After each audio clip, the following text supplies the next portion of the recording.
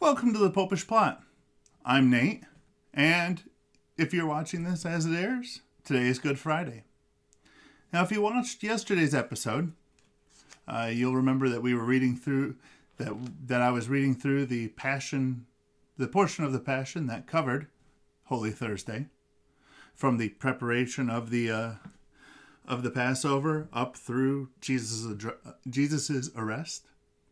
Today, very similarly, I will be reading from the Passion of Jesus, starting from his trial before the Sanhedrin and going up to his burial.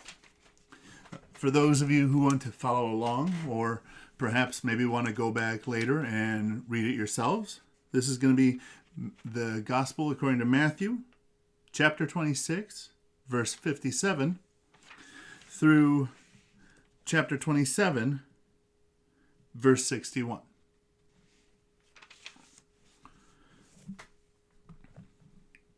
Now those who had taken Jesus led him away to Caiaphas, the high priest, where the scribes and elders had gathered together. But Peter was following him at a distance, even to the courtyard of the high priest, and he went in and sat with the attendants to see the end. Now the chief priests and all the Sanhedrin were seeking false witness against Jesus, that they might put him to death. But they found none, though many false witnesses came forward. But last of all, two false witnesses came forward and said, "This man said, I am able to destroy the temple of God and to rebuild it after 3 days." Then the high priest, standing up, said to him, "Dost thou make no answer against the things that these men prefer against thee?" But Jesus kept silence. And the high priest said to him, "I adjure thee, by the living God, that thou tell us whether thou art the Christ, the Son of God." Jesus said to him, "Thou hast said it. Nevertheless, I say to you, hereafter you shall see the Son of Man sitting at the right hand of the power and coming upon the clouds of heaven." Then the high priest tore his garments, saying, "He has blasphemed. What further need have we of witnesses? Behold, now you have heard the blasphemy. What do you think?" And they answered and said, "He is liable to death." Then they spat in his face and buffeted him, while others struck his face with the palms of their hands, saying, "Prophesy to us, O Christ. Who is it that struck thee?" Now Peter was sitting outside in the courtyard, and a maidservant came up to him and said, "Thou also wast with Jesus the Galilean." But he denied it before all of them, saying, "I do not know what thou art saying." And when he had gone out to the gateway, another maid saw him and said to those who were there, "This man also is with Jesus of Nazareth." And again he denied it with an oath, "I do not know the man." And after a little while, the bystanders came up and said to Peter, "Surely thou also art one of them, for even thy speech betrays thee." Then he began to curse and to swear that he did not know the man. And at that moment a cock crowed. And Peter remembered the word that Jesus had said, "Before a cock crows, thou wilt deny me 3 times. And he went out and he wept bitterly. Now when morning came, all the chief priests and the elders of the people took counsel together against Jesus in order to put him to death. And they bound him and led him away, and delivered him to Pontius Pilate, the procurator. Then Judas, who betrayed him, when he saw that he was condemned, repented and brought back the 30 pieces of silver to the chief priests and the elders, saying, "I have sinned in betraying innocent blood." But they said, "What is that to us? See to it thyself." And he flung the pieces of silver into the temple and withdrew, and went away and hanged himself with a halter. And the chief priests took the pieces of silver and said, "It is not lawful to put them into the treasury, seeing that it is the price of blood." And after they had consulted together, they bought with them the potter's field as a burial place for strangers. For this reason, that field has been called, even to this day, Haseldama, that is, the field of blood. Then what was spoken through Jeremiah the prophet was fulfilled. And they took 30 pieces of silver, the price of him who is priced, upon whom the children of Israel set a price. And they gave them for the potter's field, as the Lord directed me. Now Jesus stood before the procurator, and the procurator asked him, saying, Art thou the king of the Jews? Jesus said to him, Thou sayest it.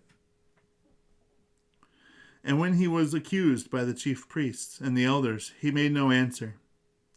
Then Pilate said to him, Dost thou not hear how many things they prefer against thee? But he did not answer him a single word, so that the procurator wondered exceedingly.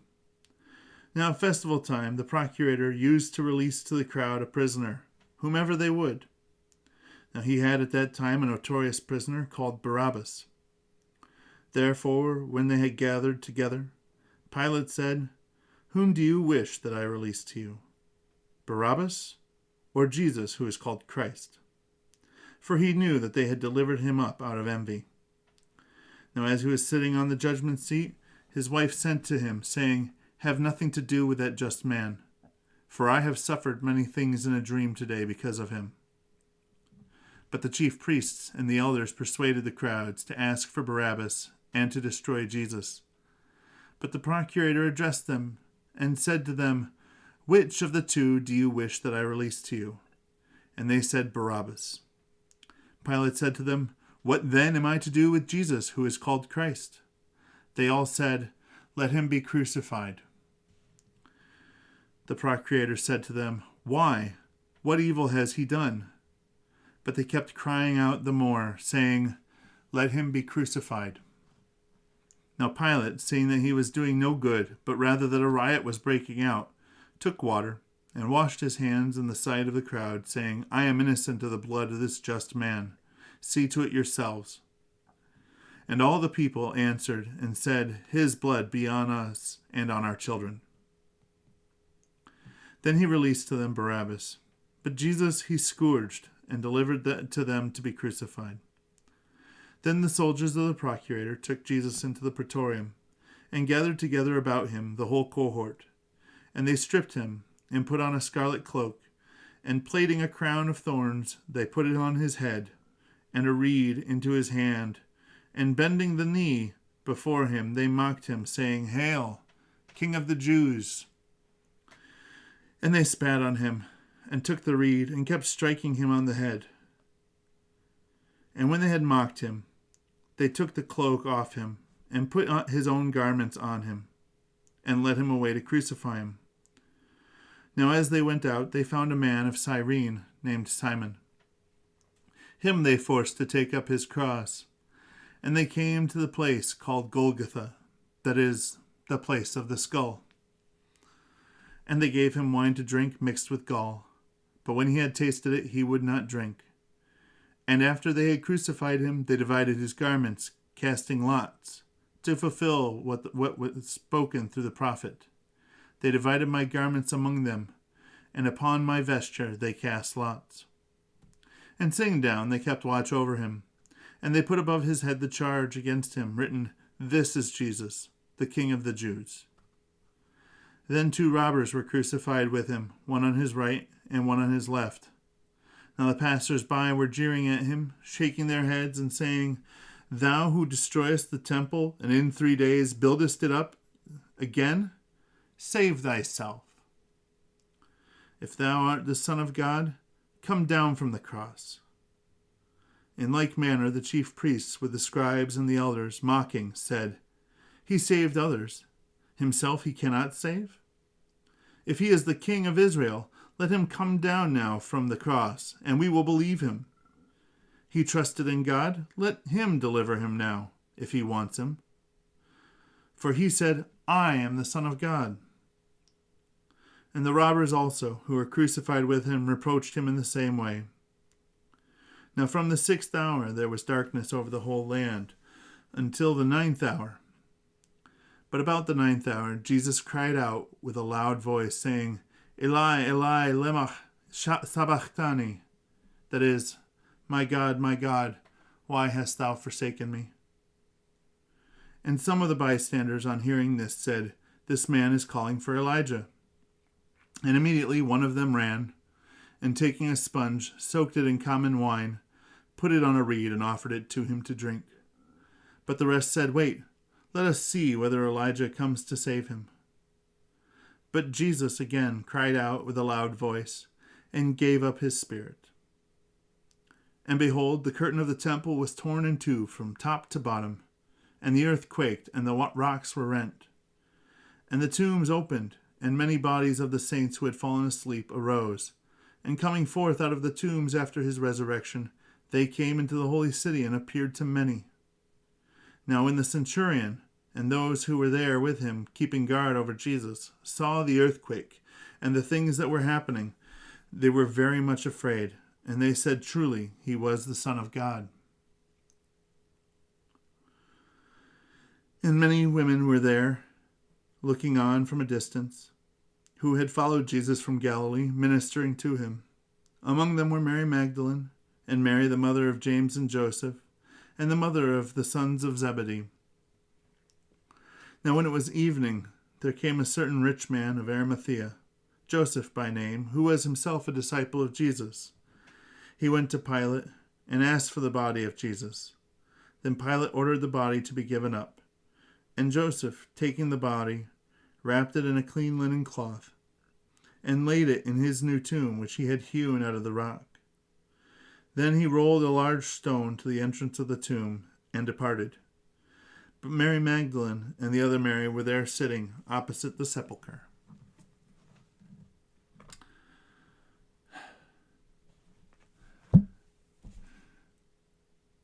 It's quite a reading. If you haven't read it recently, today is the perfect time to do so. Today is a day when, if we are at all able, and many of us are, seeing as how we are actually being asked not to go into work, and we are being told that we cannot go to church, now is an excellent time to spend some time with the gospel, and particularly with the passion of our Lord.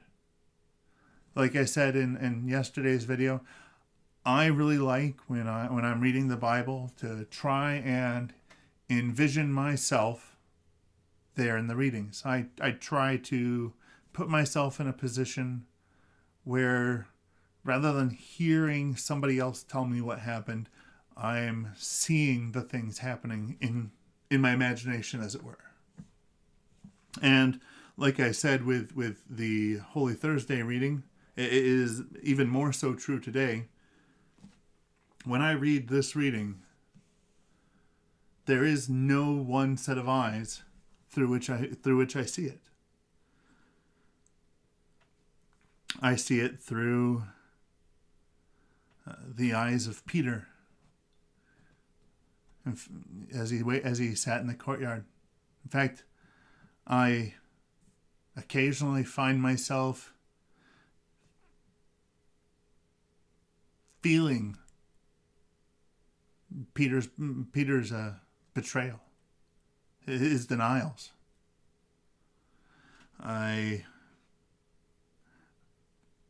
see it in his trial when he was there, when Pilate was before the Jews. I could see myself being one of those people among the crowd, crying out for him to be crucified. When he's being scourged, when he's being humiliated, I see myself there. Not in his place, unfortunately.